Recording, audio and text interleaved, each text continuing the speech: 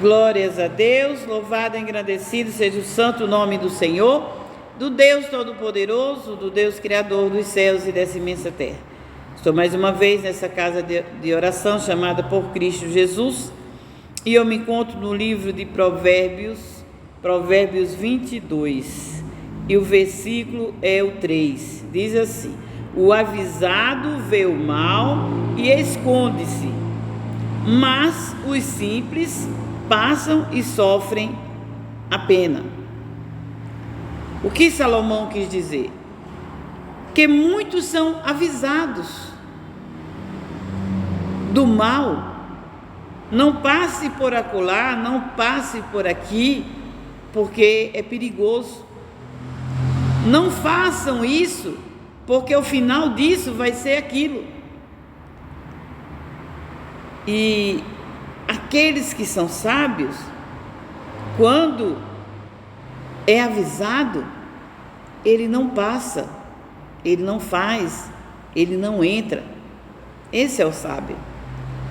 Mas aquele que tem a sua própria sabedoria, aqueles que dizem a palavra são próprios são sábios aos seus próprios olhos, eles passam e sofrem o dano. Eles passam e vão pagar o preço. Eles passam e vão pagar a pena de serem sábios aos seus próprios olhos. Pessoas orgulhosas, pessoas prepotentes, pessoas arrogantes, até mesmo na casa de Deus, até mesmo na obra de Deus. Muitos são os crentes que já aprenderam a palavra de Deus e dizem: eu não preciso de um pastor, eu não preciso de um líder, porque o meu líder, o meu pastor é Jesus Cristo. Quando vê uma pessoa dizer o meu pastor é Jesus Cristo, ela não é sábia.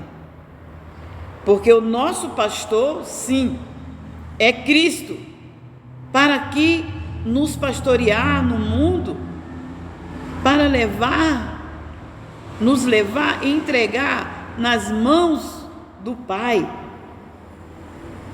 Como ele disse: ninguém vem ao Pai se não for por mim, e ninguém vem a mim se o Pai que me enviou não trouxer. Ele mesmo disse: todos têm que vir por mim. Então, muitas são as pessoas crentes, evangélicas, conhecem a Bíblia, que dizem: não, o meu pastor é Jesus Cristo, eu não preciso mais disso. Onde a Bíblia diz: olha, obedecei aos vossos pastores, na carne, carnal, aqui, porque eles velam pela tua alma, eles oram por vocês. Obedecei aos vossos pastores e prosperareis, diz a palavra. E muitos estão dizendo: eu não preciso mais disso, eu não preciso mais daquilo. Mas antes de você conhecer, você precisou de um pastor, de uma igreja, de um lugar que você tivesse assim uma escola da palavra de Deus. Como é que a criança vai aprender a ler e a escrever se não tiver um professor? Ah, mas eu aprendi com a minha mãe. Eu aprendi com a minha mãe. O que ela sabia, ela me ensinou. Aprendi a ler e escrever. Eu fui para a escola, já sabia ler e escrever. Não muito bem, mas já sabia. Mas se não tivesse sido ela, tinha que ter sido uma outra professora ou uma outra pessoa. E com o cristianismo não é diferente. Temos sim que ter pastores, homens e mulheres ungidos por Deus, para levar a sua palavra àqueles que ainda não sabem nada, aqueles que não entendem nada. Venham escutar, e ali Deus, através daquele homem, daquela mulher, vai lendo a palavra, vai ensinando, e nós vamos aprendendo, porque ninguém nasce sabendo. Nós nascemos como um saco vazio. Nós temos que ter algum ensinamento. E se nós tivermos ensinamentos da palavra de Deus, verdadeiramente vamos ser homens e mulheres honestos. A palavra de Deus diz a balança enganosa, né? Deus não se agrada da balança enganosa. Se nós não tivéssemos a Bíblia para falar isso, nós não sabíamos, né? A palavra diz que o filho tem que obedecer aos pais, e os pais não levantar a ira do filho, não suscitar ira para os filhos. Os filhos obedecerem aos pais para que tenham muitos anos de vida na terra.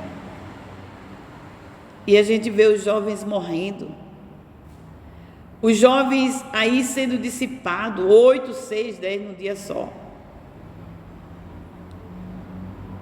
Quase não estão chegando a 30 anos. Por quê? Por quê? Porque não está na palavra. Não obedeceu ao pai, não obedece à mãe. E o castigo do pecado é a morte, né? O preço do pecado é a morte.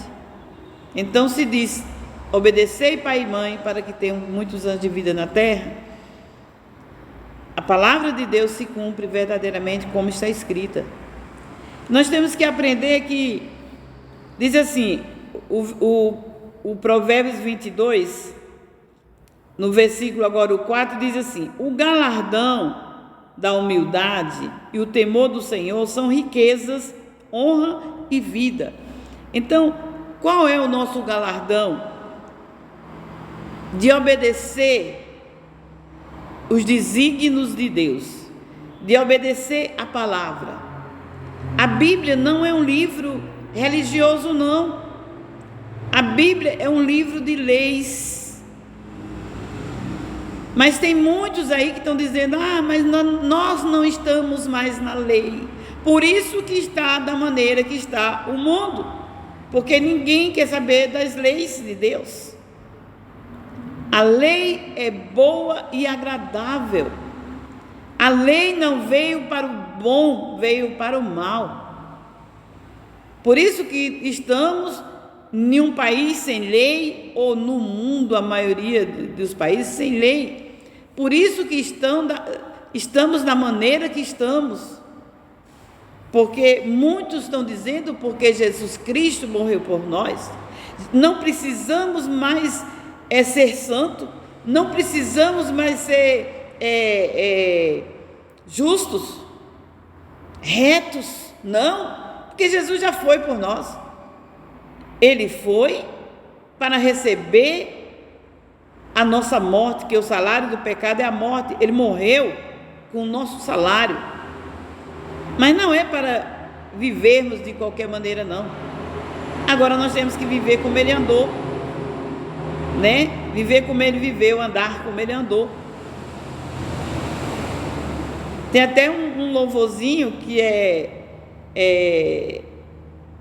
parece que é do Padre Zezinho, uma coisa assim, acho que é de um padre aí, que diz: um dia uma criança me parou e olhou nos meus olhos a sorrir, né? Eu sei que ele diz assim: o que eu faço para ser feliz? Aí o outro dizia assim: andar como Jesus andou, amar como Jesus amou. E é isso. Jesus, ele é o caminho, ele é a verdade, ele é vida. Ele veio nos ensinar, ele é o itinerário dos céus. E o itinerário é o GPS do céu e o GPS daqui do mundo, para que possamos viver uma vida digna na terra, possamos viver, deixar os outros viverem também. Porque se todo mundo aprendessem com esse livro, não teria as fraudes, os males que existem hoje, não. Porque aqui mostra de pessoas que praticaram mal, mas ali já foram ali repreendidos, que pagaram com sua própria vida, pagaram com lepra, pagaram com tanta coisa, que aí a gente vai temer de fazer aquele errado, o erro, para que nós também não possamos ser afligidos com o mesmo castigo.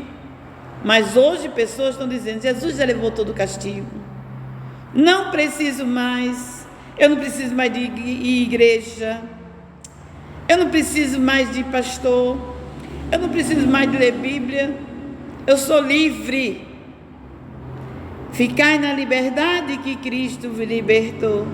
É o que estão falando. Mas qual foi a liberdade de Cristo? É para andar de qualquer maneira, de qualquer jeito? Não. Ele disse: aquele que roubava, não roube mais. O que adulterava, não adultere mais. O que levantava falso testemunho, não levante mais. O que julgava, não julgue mais. Não julgueis, para que não sejais julgado. Se fosse assim, já está sendo um juiz quando julga. E diz, o versículo 4: o galardão da humildade e o temor do Senhor são riqueza, honra e vida. Se tememos ao Senhor, praticamos o seu GPS, andamos no seu GPS, na palavra de Deus, na Bíblia Sagrada. Como diz a palavra, quão profundas riquezas é o saber e conhecer de Deus. E quando nós sabemos e conhecemos de Deus, quando lemos a palavra, quando entendemos a palavra, e quando tem um pastor, uma pastora que começa a pregar de verdade a palavra, ensinar a palavra para os que ainda não sabem, logo aquela pessoa já entende e já começa a praticar o bem. Mas muitos orgulhosos, prepotentes, arrogantes, ficam dizendo: eu não quero mais saber de pastor, eles são todos ladrões. Não, nem todos são ladrões. Do jeito que não existe, todos os médicos não são maus, todos os médicos não são estupradores, né? Nem todos os juízes são maus, nem todos os policiais são maus. Existe mal no meio dos bons. Existe algumas fruta podre, laranja podre no meio daquela cúpula, daquelas pessoas, daquela liderança.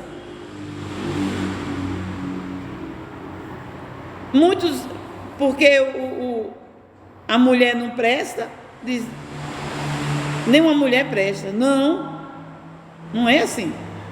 Outras dizem: não vou casar mais, porque todo homem, nenhum homem presta. Não, também não é assim. Porque tem alguns malfeitores, algumas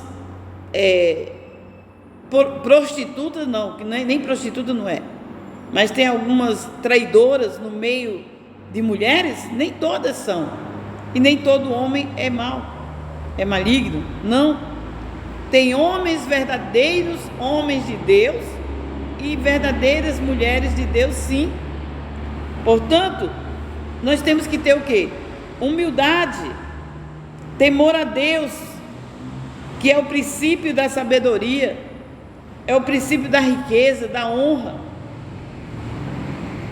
Quando nós nos colocamos ao ministério de levar a palavra de Deus, quando nós nos colocamos analisar